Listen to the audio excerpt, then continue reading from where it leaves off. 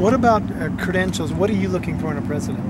What do you think we need? There's all kinds of people saying you got to have 30 years political experience. We got to have this. We have to have that. Got to be a lawyer. Don't have to be a lawyer. What do you think?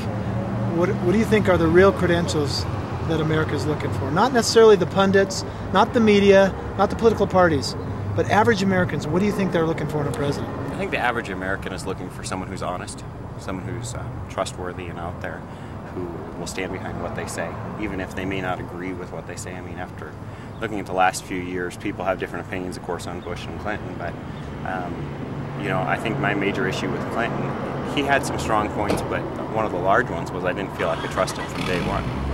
And Bush, I think he's followed through with what he says he's going to do. I'm not really sure I agree with him on everything he's done, obviously, but I think the average American is looking for someone who they can trust.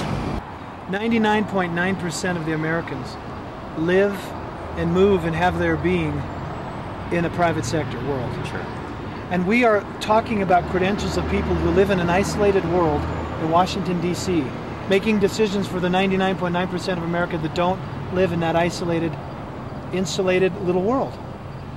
Do we need someone who even represents the political world to represent the needs of American people? What about a businessman? What about someone who comes out of the private sector going into the presidency, who has lived with the 99.9% of the people that got to go to work and got to pay their bills and doesn't have to ask a political pollster, what are real Americans looking for? Because they live with them. Yeah. What about that kind of experience in a president? I think that's very important. I think that's something that people look at and go, yeah, this is something that's worth having. I think that McCain and Obama have distanced themselves